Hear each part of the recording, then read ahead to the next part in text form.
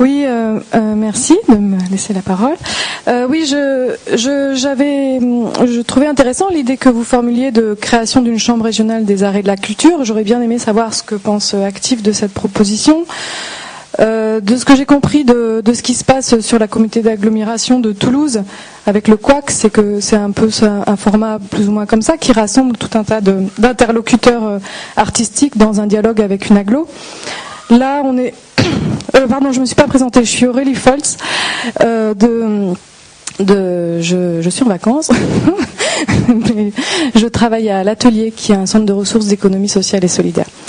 Et j'accompagne, entre autres, le secteur culturel dans le développement de ces projets économiques.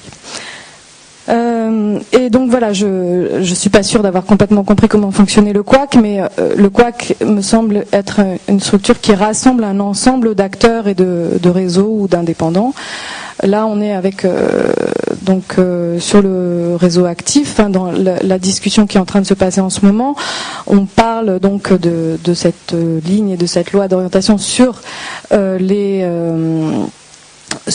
nouveaux territoires de l'art, mais en mettant en parallèle le financement qui irait sur le nouveau territoire de l'art, en comparatif, comme vous disiez tout à l'heure, à ce qu'on va donner ou pas aussi au centre chorégraphique ou aux compagnies. Voilà. Donc moi, je m'en étonne parce que j'aimerais bien savoir, du coup, dans ce que vous avez proposé, quelle est l'articulation qui va se faire entre cette proposition pour les nouveaux territoires de l'art avec les réflexions sur les politiques d'emploi, notamment par exemple les emplois tremplins qui sont en transformation aujourd'hui à la région et qui concernent beaucoup de lieux du réseau Actif et qui accompagnent aussi la structuration de ces lieux-là.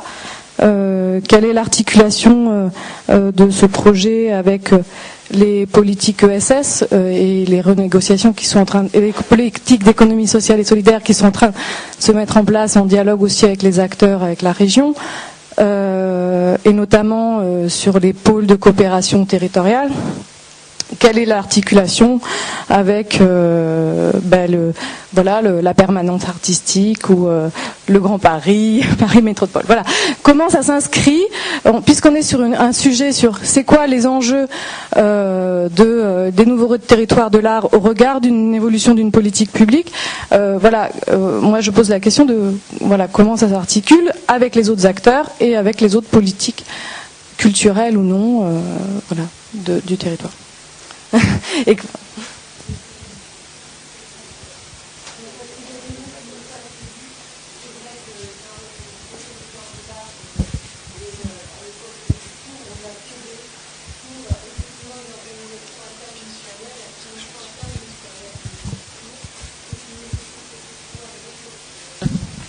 Voilà. Ce qui nécessite évidemment un décloisonnement et une autre manière de pratiquer dans les collectivités. Et je pense que en Île-de-France, au-delà de ce que vous nous montrez, qui m'a toujours récemment encore prouvé que vous avez réussi à à travailler ensemble dans votre diversité, dans votre commission, je suppose que se met en place aussi les conditions d'un échange avec les différents secteurs. L'avenir de la culture et des nouveaux territoires de l'art, c'est l'intersectorialité, comme au niveau, disons, du ministère. Nous pensons que la culture ne doit pas simplement dépendre d'un ministère, mais compte tenu de son impact sur la société et de ce qu'est la société aujourd'hui, l'action culturelle doit pouvoir être soutenue par l'ensemble des ministères. Et ma réflexion donc par rapport à la loi d'orientation, ce sera effectivement de pouvoir mettre en place les conditions de cette interministérialité. On sait qu'à la politique de la ville, historiquement, on a essayé de travailler en interministérialité avec les difficultés qu'on a connues, mais j'espère que dans la suite de ce qui va nous advenir, on travaillera comme ça. Et les nouveaux territoires de l'art posent à l'État comme aux collectivités locales la question de leur organisation interministérielle, de leur transversalité, de leur décloisonnement. Et ça, c'est ça qu'on a mis sur la table et qu'on met encore sur la table aujourd'hui. Je viens. Est-ce qu'on peut quelques questions à la salle parce que c'est quand même important qu'on entende un petit peu ce. Réponse, quand même. Juste en réponse, ouais, très brièvement. Le couac, oui, dans l'absolu. Corinne aussi qui veut aussi répondre, si tu veux. C'est pour ça que je voudrais faire d'abord quelques questions salle et ensuite que tu puisses. Bon, je continue ou. Non mais. Donc, je vais donner le micro. Là, Ok. Juste pour te répondre, simplement dans l'absolu, le couac c'est ce que tu dis, mais sauf que dans la pratique c'est pas ça. L'étude n'a pas du tout eu l'effet escompté. Attention, je me suis peut-être mal exprimée tout à l'heure. Nous on plaide pour le fait il faut des espaces formels de négociation avec les pouvoirs publics, entre les acteurs et les espaces publics, mais le couac, l'actualité c'est que le couac va peut-être finir en 2012, ça n'existera peut-être plus. Et de la même façon, ce que j'ai pas dit tout à l'heure, c'est que la reconnaissance de ces 5 territoires, des 5 territoires cités, elle est très précaire, et de la même façon plusieurs de ces lieux sont en extrême danger aujourd'hui, et de façon paradoxale, et là je lis juste un article parce que ça peut faire justement essaimage. Un de ces lieux, en l'occurrence Mixer-Méris, va signer ou est en train de signer une convention avec la DRAC Midi-Pyrénées, donc l'État. Et le préambule, l'article 1, c'est « Nous considérons que les enjeux de démocratie culturelle s'appuient notamment sur les modalités de gouvernance des projets culturels. Et Mixer-Méris favorise un principe d'autogestion qui place l'artiste adhérent au cœur de la décision, etc. » C'est-à-dire que de façon super paradoxale, à un moment donné, l'État reconnaît, et dans le même temps, au niveau local, au niveau de l'agglo toulousaine, c'est plus le cas. Et donc, on peut dire que le combat, il n'est pas du tout fini. On a Midi-Pyrénées, et au niveau national, c'est la même chose.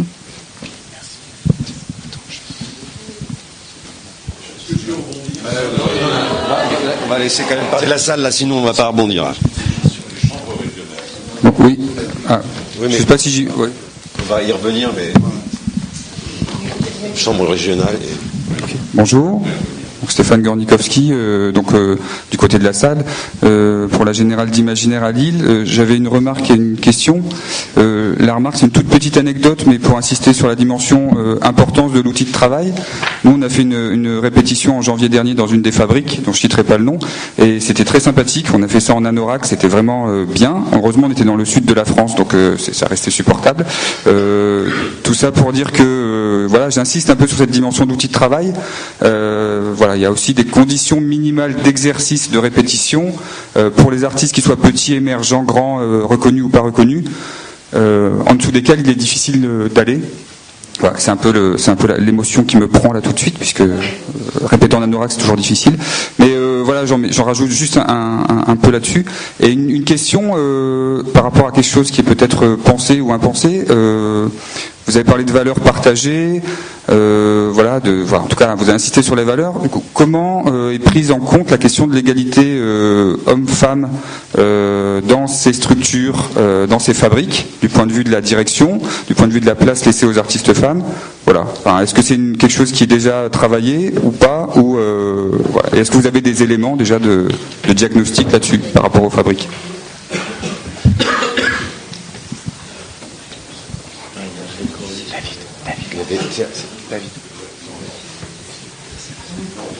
Bonjour, David Langlois-Mallet.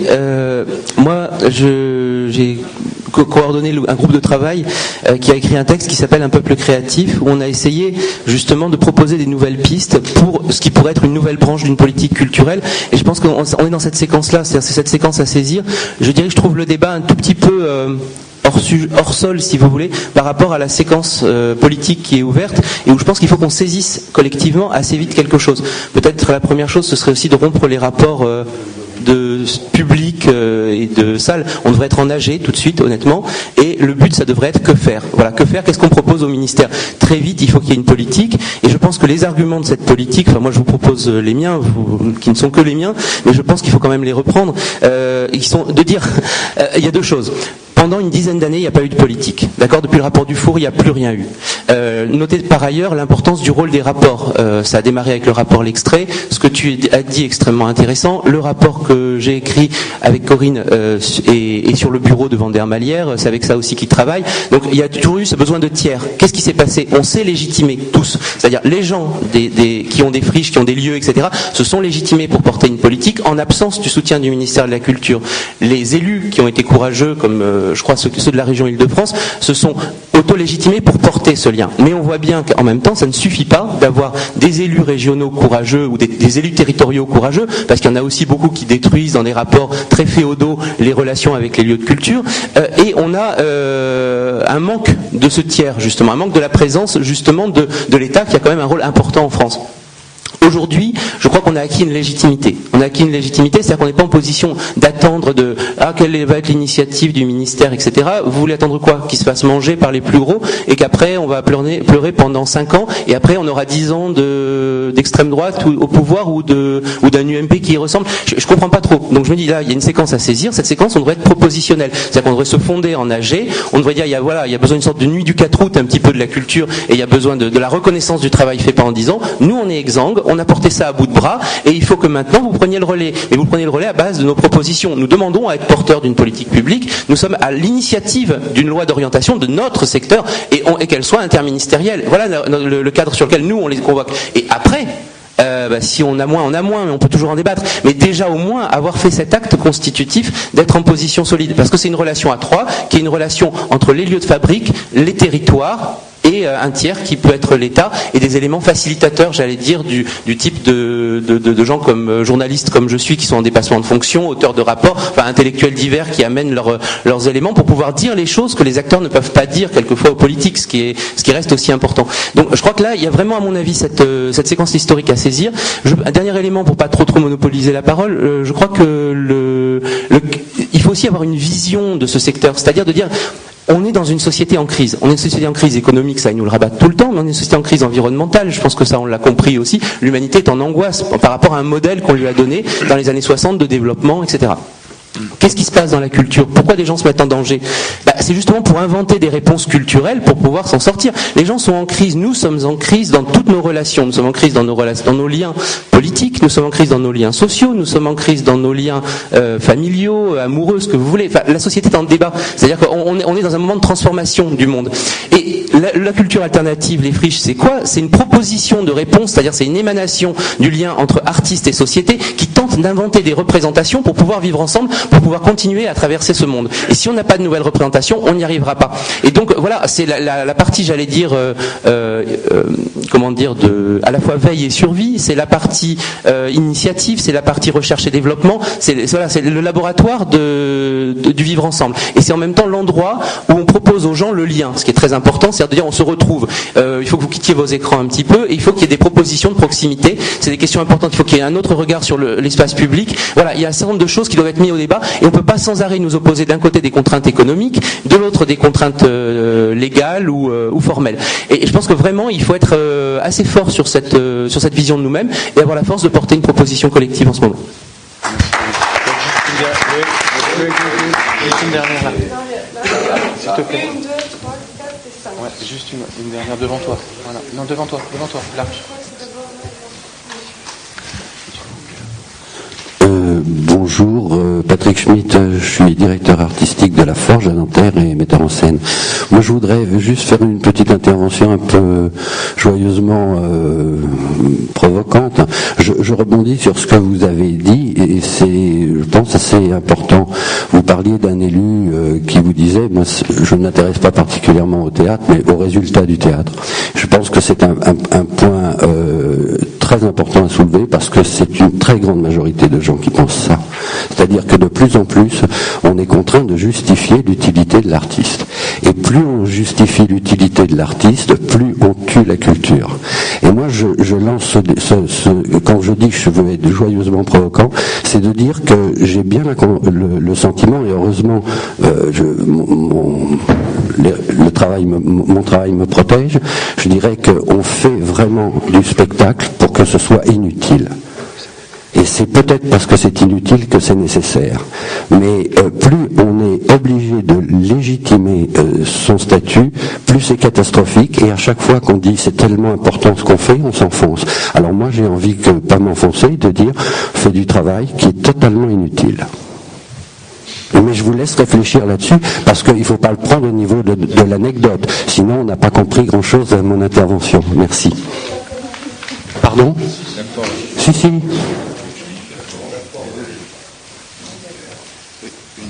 Une dernière et puis on va répondre. Bonjour, je suis Hervé Corriche des services du spectacle vivant de la DRAC Île-de-France. J'avais une question. Comme vous savez, il n'y a pas un seul festival d'Avignon off. En fait, il y en a deux, un à Avignon et un autre à Paris, qui celui-là est permanent. La question s'adresse aux élus du Conseil régional qui inventent ce nouveau dispositif. J'ai bien compris que vous ne souhaitiez qu'il ne soit pas trop normé.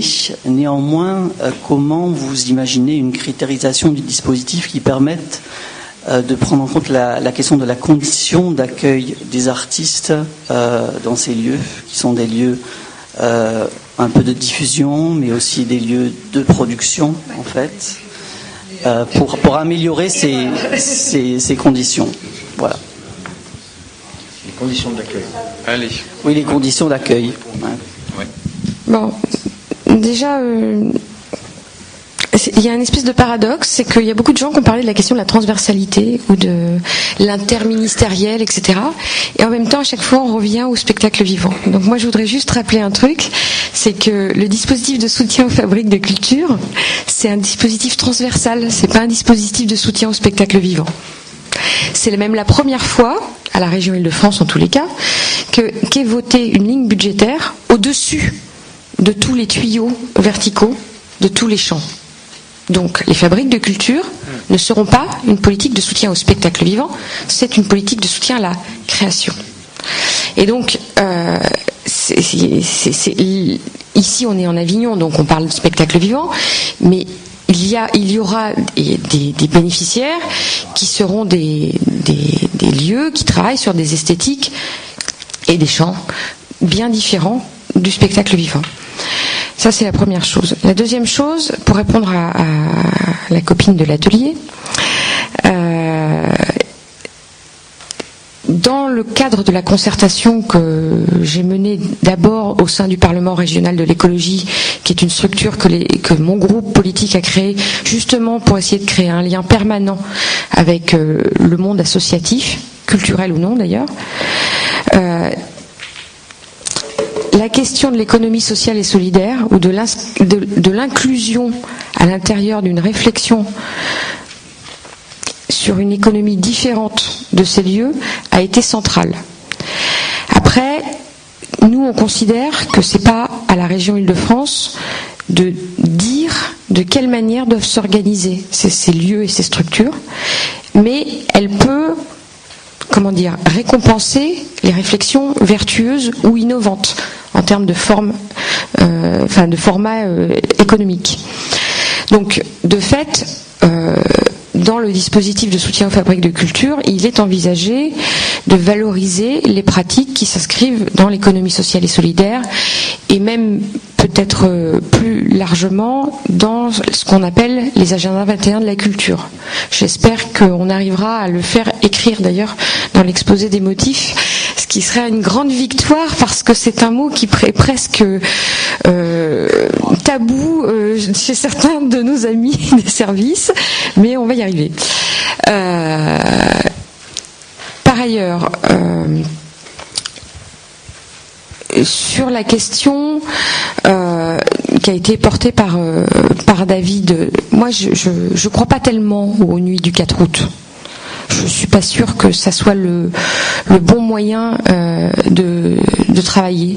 Je crois plus aux petits matins et aux petits après-midi de travail sur le long terme où on trime, où il n'y a pas des grandes déclarations, où on nous fait pas des gros trucs sur des grandes déclarations emphatiques sur le budget, sur ce que doit être la relation des artistes à la société, etc.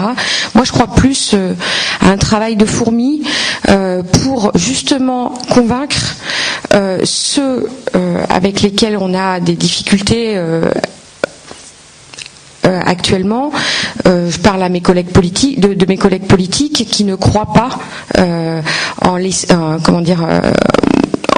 qui ne croient pas en ce que nous faisons actuellement sur les fabriques. Il y en a encore beaucoup qui pensent que c'est pas utile, que c'est de l'argent qui est mal dépensé, qu'il faut que ça aille vers prioritairement les grandes institutions publiques. Et donc, voilà, j'ai un peu de mal avec faire un grand raout pour dire oui, c'est ça qu'il faut faire, et puis le lendemain on a tous la gueule de bois et puis on fait rien. Alors que quand on met en place des structures de concertation permanente où on peut travailler au quotidien ensemble, eh ben c'est peut-être beaucoup plus efficace. Et pour finir, pour répondre à votre question, c'est très intéressant que vous posiez ce genre de questions. Évidemment qu'on a mis des critères, voilà. Mais ce ne sera pas les mêmes que ceux auxquels on est habitué ça ne sera pas les mêmes que ceux auxquels on est habitué de lire. Néanmoins, il y a une exigence dans le dispositif pour les lieux d'accueillir correctement les artistes qu'ils auront en résidence. C'est clairement inscrit dans le dispositif. Il y a une exigence sur les projets qui sont portés, comme dans n'importe quel rapport cadre. Enfin, je veux dire, c'est un peu curieux votre question. Par ailleurs, si je puis me permettre, je pense que si cette exigence était aussi forte sur toutes les structures qui sont soutenues par l'État en Île-de-France, peut-être qu'on n'aurait pas le sentiment que parfois l'argent justement part dans des trous noirs de la création. Donc voilà. Si je peux préciser ma question, parce que vraisemblablement elle n'a pas été comprise, je parlais de la question de la condition d'accueil des artistes dans les lieux. Comme vous le savez, à Paris, la plupart des artistes sont en situation d'autoproduction, de co-réalisation, parfois sans minimum garantie, et y compris, voilà, hein, et y compris évidemment dans un certain nombre de lieux qui sont des lieux de fabrique. Donc évidemment, la question se pose de savoir si on améliore ou pas ces conditions. Sachant si on fait un dispositif, excusez-moi, mais là en plus on a un truc bilatéral, mais vous auriez pu participer au débat à la concertation qui a été organisée. Je pense que, mais surtout, si on met en place un dispositif de soutien en fonctionnement de ces lieux et de ces structures, c'est bien pour dire qu'actuellement elles sont totalement étranglées, pour beaucoup dans des vraies difficultés pour accueillir convenablement les artistes, et que donc cet argent qui est donné aux structures, il n'est pas pour que je sais pas, qu'elle bouffe cet argent pour des choses qui sont pas l'objet de ces structures. Si on dote un budget de fonctionnement de ces structures, c'est bien pour qu'elles aient les moyens d'accueillir les artistes. Donc, en fait, je suis assez étonnée de la méfiance qu'il y a par rapport à ces lieux, alors qu'on a peu de réflexion sur la manière dont un certain nombre de grandes institutions culturelles traitent les artistes. Donc pourquoi on serait plus méfiant avec ces lieux-là qu'avec les autres ? Je trouve que c'est même de la défiance d'une certaine manière, et je trouve ça un peu choquant.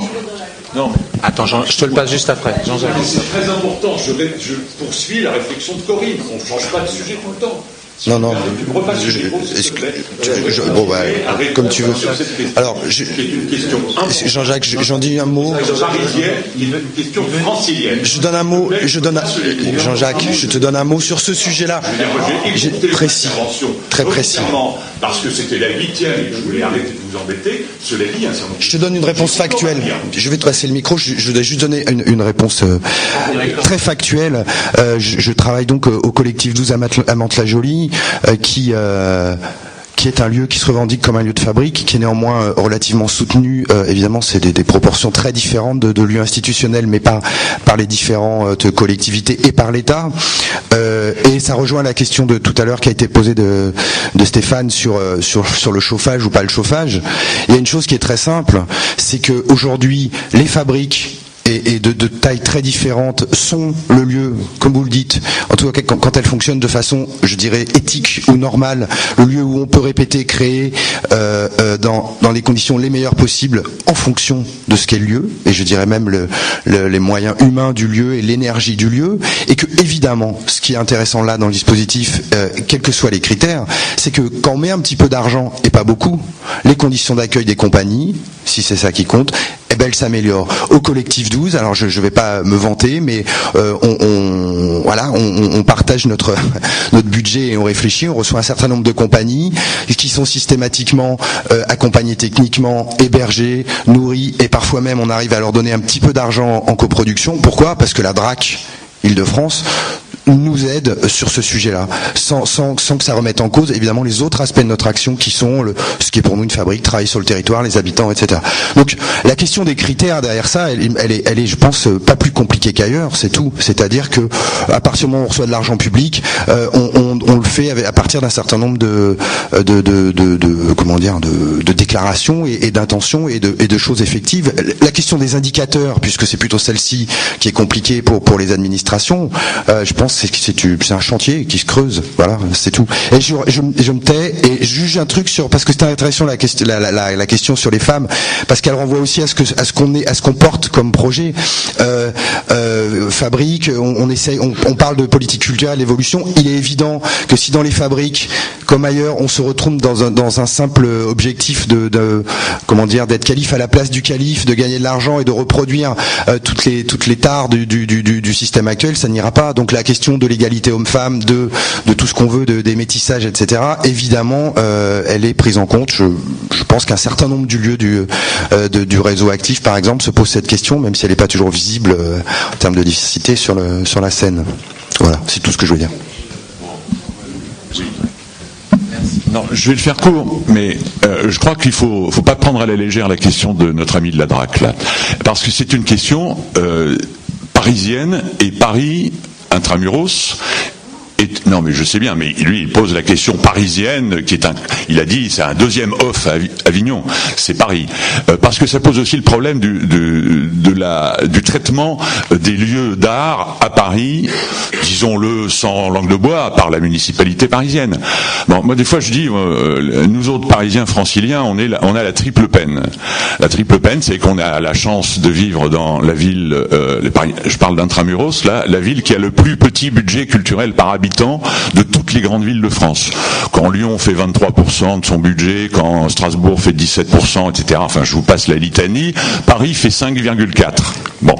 On a, deuxièmement, la chance d'être dans la région qui a la DRAC, qui a le moins de crédits à déconcentrer par habitant. Et troisièmement, c'est en train de se corriger. Je parle sous le contrôle de mes camarades élus franciliens. On était la région, c'était la région, l'avant-dernière région, juste avant l'Aquitaine, peloton de queue.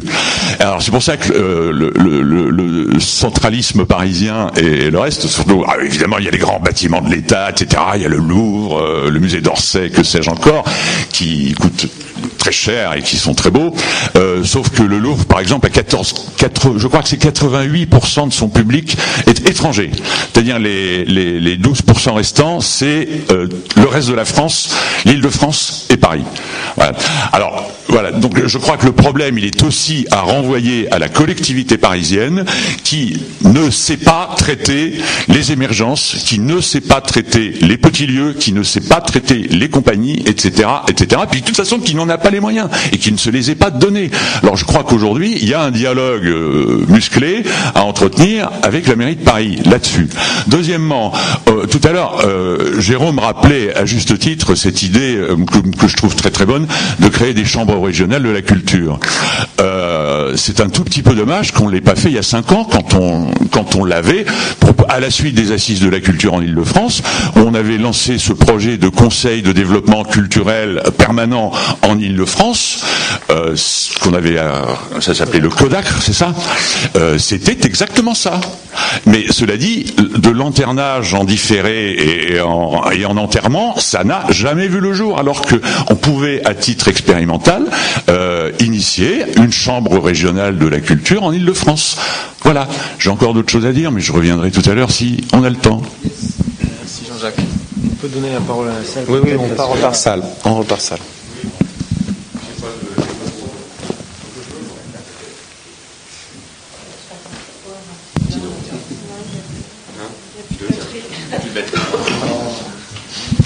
Oui, Christophe Adriani, je suis militant communiste et du Front de gauche de la culture.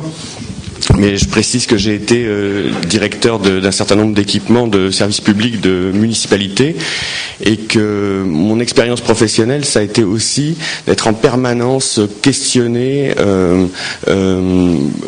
et de profiter des avancées, des réflexions qui venaient justement de ces nouveaux territoires de l'art. Voilà. Je peux dire que dans ma pratique, j'ai toujours mêlé les aspects aide à la création et l'éducation populaire, mais que ce qui m'a permis d'y réfléchir, c'est pas à l'intérieur de l'institution et c'est pas les réseaux propres à l'institution. Donc il y a quelque chose aussi à interroger en termes de transversalité, de ne pas sectoriser les nouveaux territoires de l'art. Moi, je leur donne une grande importance. Et alors là, j'en viens aux propos politiques. C'est quelque chose qui a vraiment émergé dans notre façon de mener la campagne d'abord des élections présidentielles et législatives, puisqu'on a élaboré un projet qui n'est pas terminé d'ailleurs et qui ne peut pas être terminé, mais qui a été une élaboration continue et démocratique par une suite de débats, d'ateliers, etc. Et que ces questions-là sont vraiment montées. C'est-à-dire, c'est pas un hasard si notre programme qui traite de questions transversales, qui ne traite pas précisément des dispositifs et des moyens, ou en tout cas tout à fait en annexe, a fait émerger toutes les questions que dont j'entends parler ici aujourd'hui. Parce qu'en fait, elles sont révélateurs d'une question politique. Je ne pense pas que la culture soit un secteur. La culture, c'est une dimension de la démocratie. Et quand David parle des multiples crises qui sont actuellement, à travers lesquelles nous agissons, enfin dans lesquelles nous agissons, je pense que tu oublies aussi la dimension anthropologique. C'est-à-dire que la culture est une des dimensions de la crise. La dimension écologique, qu'est-ce qu'on fait sur cette planète, qu'est-ce qu'on fait de cette planète et comment on va continuer à survivre. Et il y a en même temps, et les deux sont d'ailleurs très comparables, une question anthropologique: quel est notre devenir d'humain? Et cette crise, elle a été pointée récemment dans un livre de Roland Goris qui fait référence lui-même à Pasolini, qui a été très visionnaire sur la question, qui parle de disparition des lucioles. Je pense que les nouveaux territoires de l'art sont des lieux justement où ça résiste. C'est-à-dire, c'est la société qui résiste, c'est la société qui s'exprime. La société civile, elle n'est pas seulement en train de donner son point de vue pour gérer un secteur, mais je pense qu'elle est en train d'essayer d'inventer un lieu de résistance dans la culture et par la culture. Voilà. Alors c'est plus un point de vue qu'une question, mais moi j'ai envie de vous dire, c'est comment on arrive en même temps à parler de la loi de programmation culturelle, par exemple, ou des dispositifs ou des actions des collectivités territoriales, sans oublier que ce qui nous importe est beaucoup plus large, dépasse largement un secteur particulier. Que c'est vraiment une question politique fondamentale qui est posée là, et qu'il ne faut pas oublier cette dimension fondamentale et se noyer dans des solutions et des dispositifs à court terme. Non, pardon. Réagir.